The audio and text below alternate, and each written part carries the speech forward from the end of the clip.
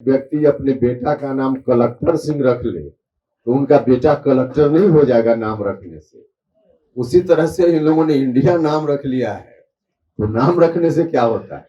हालांकि वह भी कितना उचित है अनुचित है विमर्श का विषय है। अगली बार 2024 में तो नरेंद्र मोदी जी ही प्रधानमंत्री बनेंगे, इसमें कोई कितना भी छटपटा ले। और कारण है जनता जिसके साथ है वो बनेगा। पार्टी को ही गिरवी रख दी, पार्टी ही एक तरह से जेडीयूवाद समाप्त है और जो कुछ भी बचा है, जब नीतीश कुमार ही आरजेडी के सामने नतमस्तक हो गए हैं, तो अब इस स्थिति में नीतीश कुमार जी के बारे में कुछ भी ऐसा सोचना समय था जिस समय को नीतीश जी ने खुद ही गवा दिया है। कभी यही नीतीश कुमार जी थे, जब गरज कर बोलते थे, कोई बात बोलते थे तो लोग सुनता था, और अब आरजेडी के सामने नतमस्तक होने के बाद उनको पहले तो देखना चाहिए ना, जहां नतमस्तक है वहां कितना आदमी की पार्टी है। विपक्षी एकता की दूसरी बैठक बेंगलुरु में हुआ, जिसके बाद जो है विपक्षी बैठक का नाम जो है इंडिया रख दिया गया। इंडिया रखने के बाद जो है सारी प्रतिक्रियाएं, सभी पार्टी जो है, बीजेपी भी अपना प्रतिक्रिया जताने लगी। वहीं पे उपेंद्र कुशवाहा का एक बयान सामने आया। उन्होंने साफ तौर पे कह दिया कि अगर कोई अपने बेटे के नाम कलेक्टर सिंह रख देता है तो थोड़ी ना कलेक्टर हो जाता है। तमाम मुद्दे की जानकारी देते हुए क्या कुछ कह रहे हैं उपेंद्र कुशवाहा, इस वीडियो में आप सुनिए। अब देखिए ठीक है, एक तो कोई व्यक्ति अपने बेटा का नाम कलेक्टर सिंह रख ले तो उनका बेटा कलेक्टर नहीं हो जाएगा नाम रखने से। उसी तरह से इन लोगों ने इंडिया नाम रख लिया है, तो नाम रखने से क्या होता है। हालांकि वह भी कितना उचित है अनुचित है विमर्श का विषय है, लेकिन उससे कोई बहुत अंतर नहीं पड़ता है, कुछ भी नाम रख लें। देखिए अगली बार 2024 में तो नरेंद्र मोदी जी ही प्रधानमंत्री बनेंगे, इसमें कोई कितना भी छटपटा ले। और कारण है जनता जिसके साथ है वो बनेगा, और सिर्फ नकारात्मक राजनीति करने वाले लोगों को जनता रिजेक्ट करेगी। मंत्री और वित्त मंत्री कह रहे हैं कि घबरा गए प्रधानमंत्री, इसलिए उन्होंने इंडिया का नाम जो है जोड़ा है।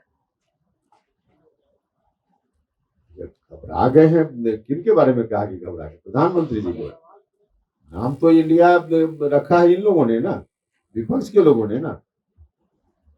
आपका सवाल विपक्ष के लोगों ने इंडिया रखा है ना। सवाल ऊर्जा मंत्री और अशोक चौधरी ने बीते दिनों कहा था कि नीतीश कुमार में सारे वो क्वालिटी है जो प्रधानमंत्री में होना चाहिए, और हम चाहते हैं कि प्रधानमंत्री बने नीतीश कुमार। अशोक चौधरी ने भी कहा था, ऊर्जा मंत्री ने भी कहा था। भैया यह बात तो सबसे पहले उपेंद्र कुशवाहा ने कही थी, जो बात लोग अभी बोल रहे हैं। लेकिन उस वक्त हमने कही थी तब जब था हम लोगों का कि जेडीयू को, जो उनकी नीतीश जी की पार्टी है, उसको नंबर 1 की पार्टी बनाए। लेकिन उस वक्त हमारी बात पर ध्यान देने के बजाय पार्टी को ही गिरवी रख दी।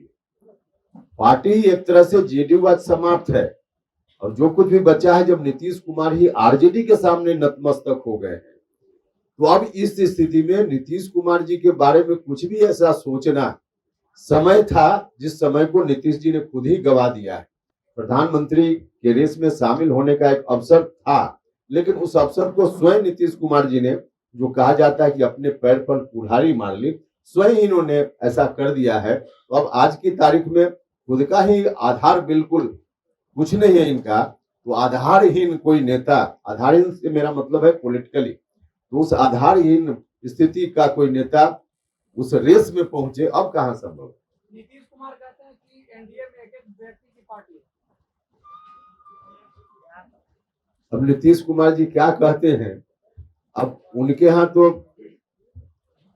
कभी यही नीतीश कुमार जी थे, जब गरज कर बोलते थे, कोई बात बोलते थे तो लोग सुनता था, और अब आरजेडी के सामने नतमस्तक होने के बाद उनको पहले तो देखना चाहिए ना, जहां नतमस्तक है वहां कितना आदमी की पार्टी है, उसको देखना चाहिए। आरजेडी का भी जो चरित्र है, बनावट है, उसको भी देखना चाहिए नीतीश जी को, तब किसी दूसरे के बारे में बोलना चाहिए। तो आपने साफ साफ सुन लिया, उपेंद्र कुशवाहा साफ साफ तौर पे कह रहे हैं कि अगर कोई बेटे के नाम कलेक्टर सिंह रख दे तो थोड़ी ना कलेक्टर हो जाएगा। 2024 में फिर से नरेंद्र मोदी ही प्रधानमंत्री बनेंगे। आप सुन रहे थे क्या कुछ कह रहे हैं उपेंद्र कुशवाहा। फिलहाल आप जनता जंक्शन देख रहे थे, मेरा नाम ऋषि है।